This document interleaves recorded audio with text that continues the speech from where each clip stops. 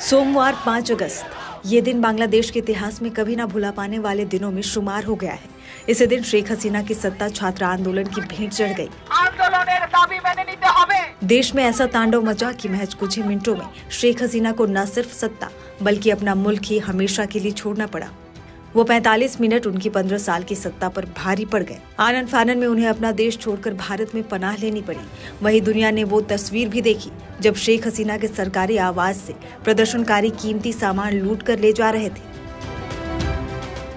इन सबके बीच सबके जहन में एक सवाल ये भी है कि शेख हसीना बांग्लादेश से खाली हाथ आई हैं या अपने साथ कुछ लेकर भी आई हैं। विरोध प्रदर्शन के बीच शेख हसीना सेना के विमान से ढाका से भारत पहुंची।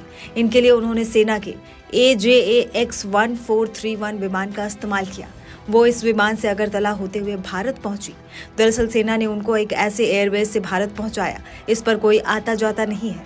इसका इस्तेमाल सिर्फ सेना ही करती है। हसीना जब ढाका छोड़ रही थी तो अपने साथ सिर्फ 2 बड़े सूटकेस ही ला सकी।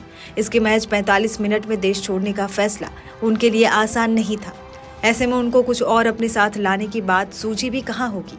जानकारी के मुताबिक शेख हसीना बांग्लादेश से अपने साथ 2 सूटकेसों में जरूरी सामान और कपड़े ही लेकर आई हैं।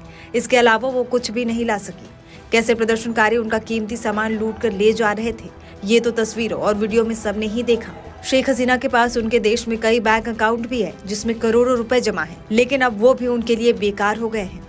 शेख हसीना अपने बांग्लादेशी बैंक अकाउंट से एक भी पैसे का लेन देन नहीं कर सकेंगी। उनके देश छोड़ते ही बैंकों में जमा उनकी रकम को फ्रीज कर दिया गया है। इस तरह से वो अपने ही पैसे का इस्तेमाल नहीं कर पाएंगी, जबकि शेख हसीना करोड़ों रुपए की मालकिन है। साल 2024 के आम चुनाव में उन्होंने चुनाव आयोग को जो संपत्ति का ब्यौरा दिया था, उसके हिसाब से वो 4.36 करोड़ बांग्लादेशी टका की मालकिन थी। भारतीय करेंसी में ये रकम 3.14 करोड़ रुपए है। मीडिया रिपोर्ट के मुताबिक शेख हसीना बांग्लादेश के प्रधानमंत्री पद को नहीं छोड़ना चाहती थी, लेकिन उनके देश के सुरक्षा प्रमुखों ने अपने हाथ खड़े कर दिए। उन्होंने कहा कि बल प्रयोग कर प्रदर्शनकारियों को नहीं रोका जा सकता। जैसे ही उन्होंने इस्तीफा दिया और देश छोड़ा, प्रदर्शनकारी उनके आवास में घुस आए और जमकर उत्पात मचाया और लूटपाट भी की।